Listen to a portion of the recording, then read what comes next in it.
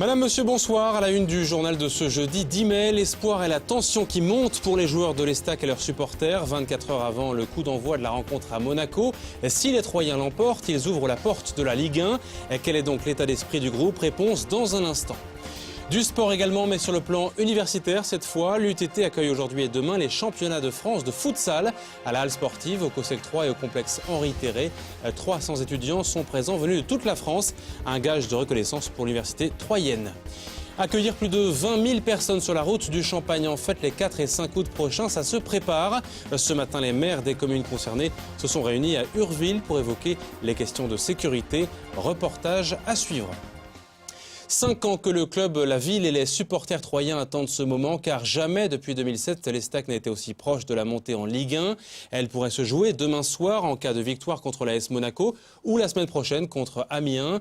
Fruit d'un long travail des dirigeants sportifs, mais aussi le fruit d'un mental collectif qui a su émerger depuis 2 ans maintenant. Alors comment l'équipe se projette-t-elle dans cet avenir proche?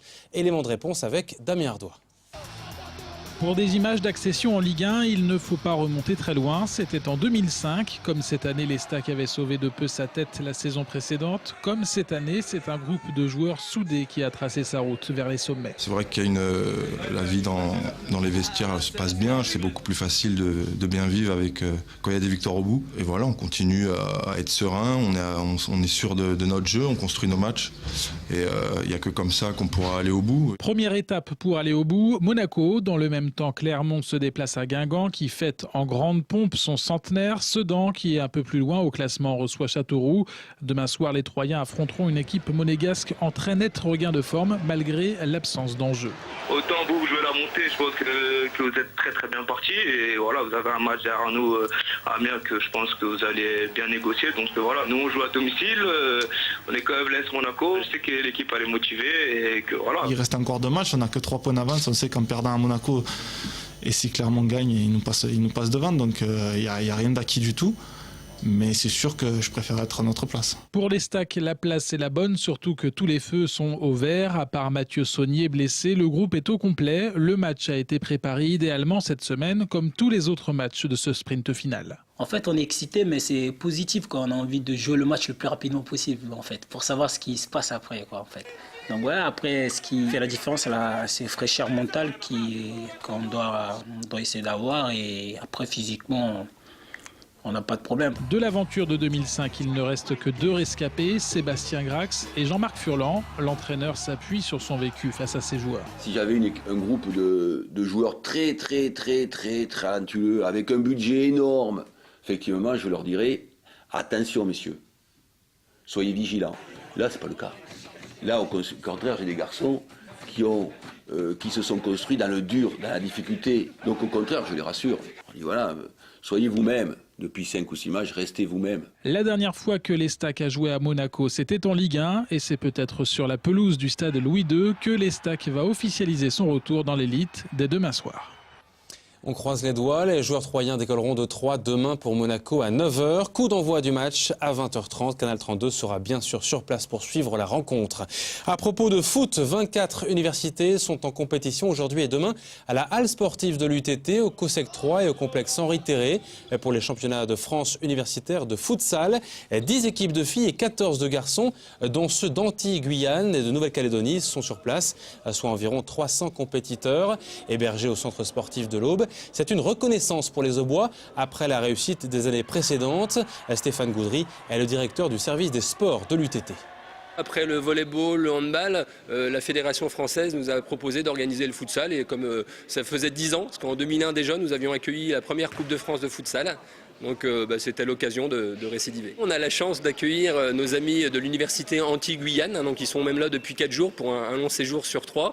Et puis après on a des équipes qui viennent de toute la France, Marseille, Paris, Strasbourg, Rouen. L'UTT, on a une politique événementielle assez développée parce que ça permet d'ouvrir l'université sur son environnement et puis de travailler avec différents partenariats tels que les collectivités ou le centre sportif départemental de l'Aube. Et puis c'est aussi une façon d'être reconnu sur le plan national. Ça permet aussi une visibilité de l'établissement et puis d'avoir des reconnaissances de la Fédération française du sport universitaire. Interview signée Damien Ardois. Les championnats universitaires continuent demain donc avec les finales à partir de 14h à la halle sportive de l'UTT. Si Troyes commence à devenir célèbre sur le plan sportif, le Champagne a depuis longtemps imprimé sa marque dans l'Aube. Et pour célébrer la vigne et le champagne, la Maison de l'Outil et de la Pensée ouvrière propose à partir d'aujourd'hui une exposition sur l'histoire du vin des rois intitulée Le Champagne, un métier, une passion, organisée autour des 4 saisons de la vigne. L'occasion pour les Aubois de découvrir ou redécouvrir les coulisses de la production du champagne. Le président de la Maison de l'Outil est au micro de Geoffrey Faudinby. Tout le monde connaît le champagne dans l'Aube, bien évidemment, mais je reste persuadé que tout le monde ne connaît pas forcément les métiers du champagne. Or, ici, dans cette Maison de l'Outil de la Pensée ouvrière, nous avons un point commun, un point fort. Il s'agit des métiers, en l'occurrence appuyés notamment par les outils, par les 10 000 outils qui sont présentés dans les vitrines. Et c'était l'occasion justement de parler de l'ensemble du métier de vigneron. Depuis le cep jusqu'au verre, eh bien, il y a toutes les étapes qui sont fort méconnues. Et souvent, chacun se rend dans une cave à la fois pour discuter avec le vigneron, mais souvent pour déguster et acheter du vin, mais pas forcément pour connaître l'ensemble des métiers de la vigne. Or, toute cette étape des métiers de la vigne est fort intéressante. Exposition visible jusqu'au 30 septembre prochain. Vous avez le temps donc. Les cépages plantés à la Maison de l'Outil produiront des raisins pour les vendanges de septembre. Pour sortir quelques bouteilles purement troyennes. Renseignements sur internet maisondeloutil.com. Autre événement d'envergure sur le Champagne et au bois, la route du Champagne en fête. Cette grande manifestation imaginée par les vignerons se déroule les 4 et 5 août donc cette année dans la Côte des Bars. Entre 20 000 et 30 000 visiteurs sont attendus. Mais dès aujourd'hui à Urville, une réunion de coordination sur la sécurité était organisée avec les maires des 7 communes concernées. Un moment crucial de la mise en place de cette fête. Le reportage d'Aurélie Juigné.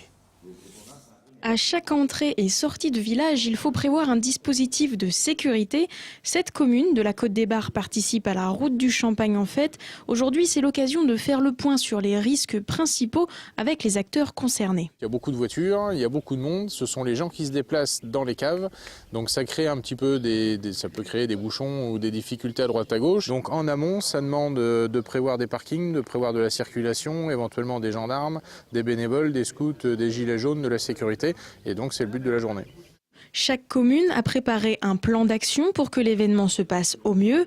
Le maire est responsable de tout incident sur la voie publique. Il doit donc prévoir comment discipliner les visiteurs. Les gens ne se garent pas n'importe où. Parce que c'est surtout le gros problème, il est là. Parce que les gens ils se garent n'importe où, ils vont se garer au plus près.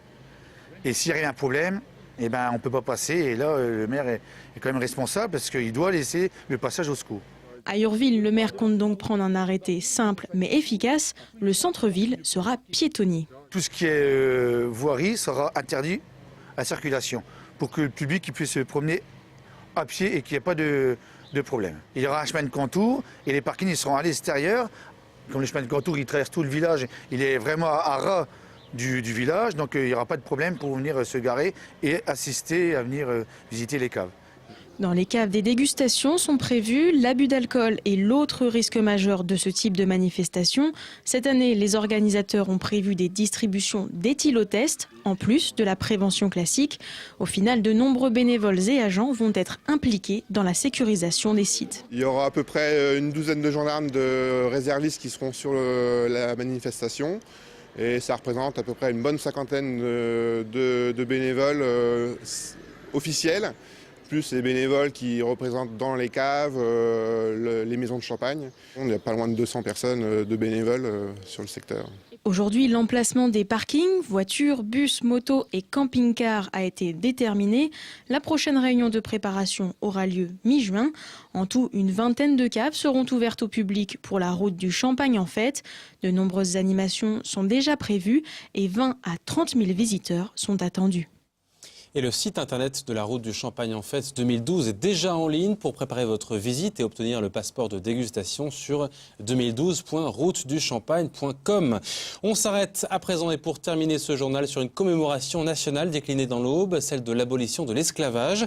Cet après-midi, une quinzaine de collégiens de la chapelle Saint-Luc ont été associés à cet événement national sur le parvis de la mairie chapelaine. Les élèves du collège Brossolette ont joué une pièce de théâtre musicale sur ce thème, scolarisé en SECPA, des classes adaptées adaptés du Collège Brossolette. Ils ont été mis en scène dans le cadre d'un atelier théâtre mené par une assistante pédagogique, Émilie Iglesias, qu'on écoute tout de suite. On a trouvé que poser un acte théâtral sur une commémoration avait toute son importance pour former les futurs citoyens de notre société. Et les 5e sont 2 futurs citoyens de notre société. Donc on a voulu travailler avec liberté, égalité, fraternité. On a choisi l'abolition de l'esclavage parce que finalement c'est une commémoration dont on ne parle pas beaucoup et qui pourtant est importante.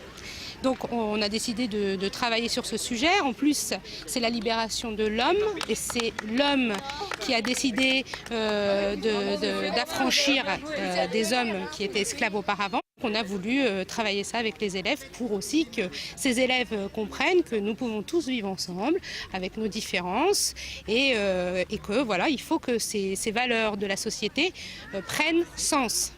Et le message est passé. C'est la fin de ce journal. À suivre, la couleur du temps qui, soyez prévenus, va bien changer ce week-end notamment. Et c'est bien dommage. Demain dans le JT, un zoom sur les 65e foires de Champagne qui approchent. Le programme, les concerts en détail, ça commence, je vous le rappelle, le 25 mai à 3. Belle soirée à vous et à très bientôt.